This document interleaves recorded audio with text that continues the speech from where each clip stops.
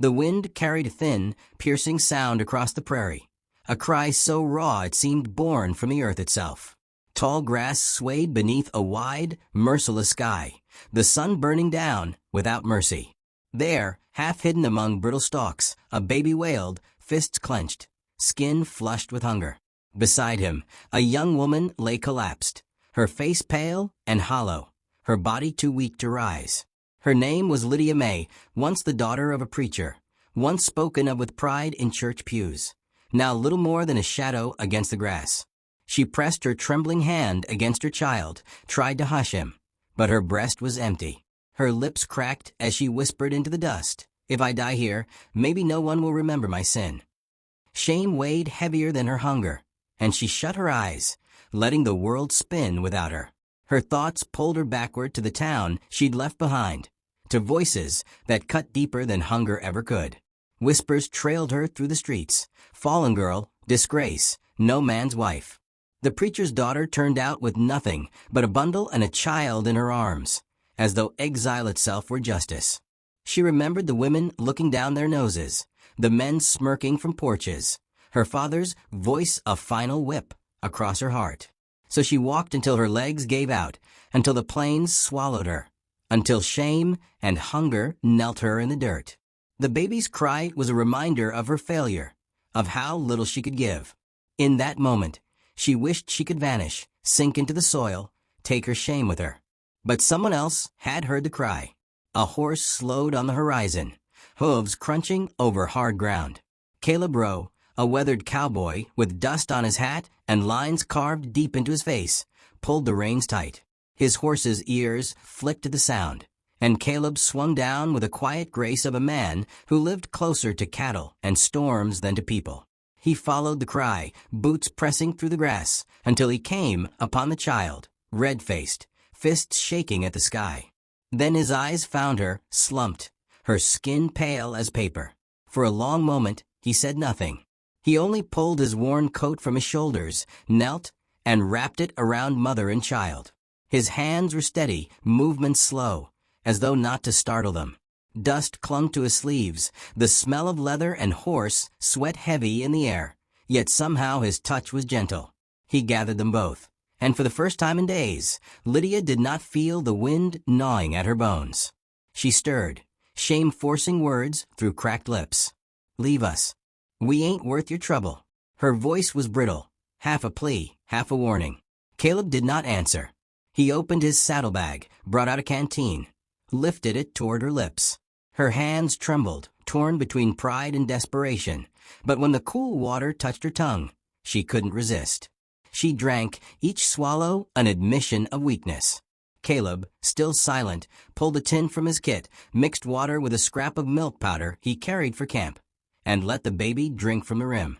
Lydia watched, tears slipping down her cheeks, as her child's cries softened to quiet gulps. A stranger's hand fed her son when she could not, and it broke something open in her chest, not shame, but a fragile thread of relief. Caleb said nothing, but his silence was its own kind of grace.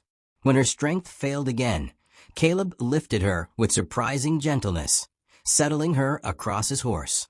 He cradled the baby in one arm, reins in the other, guiding them across the plain. The sun burned above, dust clung to his sweat-damp shirt, but Lydia barely noticed. She leaned against the rise of his chest, felt the steady beat of horse hooves beneath them, and for the first time in weeks, the horizon didn't seem endless. Safety, fragile as it was, wrapped itself around her like the coat he'd given. She drifted in and out of consciousness, her baby asleep against her. In the rhythm of the ride, a seed was planted, a strange, dangerous thing called hope. Days passed before she walked into town again.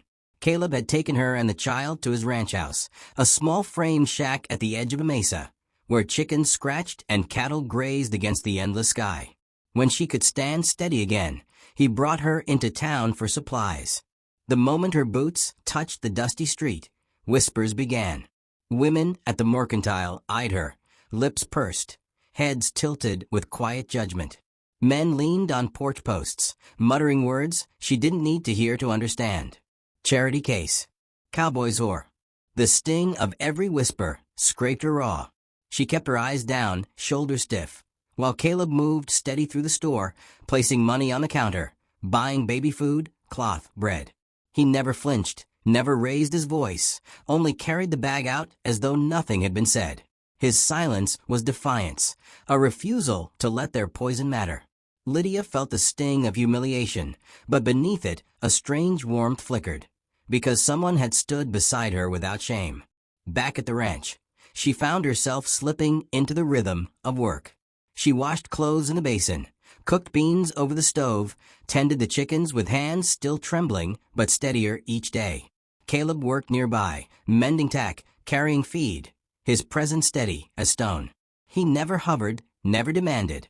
He only glanced, now and then, as she laughed softly at her baby's cooing. In those moments, she forgot the weight of gossip, forgot the brand of shame pressed on her. Caleb would tip his hat, turn his gaze aside, hiding something she could not name. Connection grew not through words, but in the quiet rhythm of survival. The way he set an extra plate on the table without comment. The way she sewed a tear in his shirt without asking. By the firelight at night, Lydia began to feel her shame loosen. She no longer shrank from the baby's cries, no longer felt herself marked as ruined. Instead, she held her child with pride, rocking him with a strength she thought she'd lost. One evening, she whispered thanks, not for the food, not for the shelter, but for being seen as human. Caleb listened, nodded once, the flames painting his face in gold. He, too, knew what it meant to be judged by whispers, to live outside the circle of belonging. In the glow of fire, two souls, broken in different ways, began to stitch themselves whole. But the town would not let go. One afternoon, Caleb walked into the saloon for supplies and a drink. Voices rose as soon as he entered. Men at the bar smirked, their laughter sharp. "You took in a ruined girl," one sneered, raising another man's bastard. "Ain't you got pride, Ro?" The room thickened with tension, eyes watching for a fight. Caleb set his glass down, slow and steady, then rose. His voice was low, calm, carrying weight, without force. "That child cries the same as yours," he said. "That woman's got more grit than most men I know."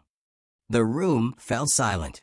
No fists thrown, no guns drawn, only a cowboy standing like stone, unmovable. Outside, Lydia waited, her heart hammering. She heard his words through the swinging doors, and tears welled, not of shame, but of pride. That night, beneath a sky scattered with stars, Lydia rocked her baby on the porch while Caleb mended leather by lantern light. The silence between them was no longer empty but full, as though it carried a promise neither dared speak. She lifted her eyes to the stars, whispered into the night, "I thought I was lost. Maybe I was only waiting to be found." Caleb tipped his hat, quiet as ever, but his gaze held something unspoken. The fire crackled. The baby breathed soft, and for the first time, she felt the world had given her back her name. Out on the wide prairie, three souls no longer alone sat beneath the same sky, carried not by declarations, but by quiet mercy and the courage to keep breathing.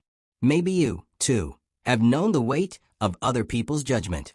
Remember this: dignity is not given by the crowd, but by the small mercies we offer one another. Even in the loneliest grass, a cry can be answered, and a soul can be lifted back into the light.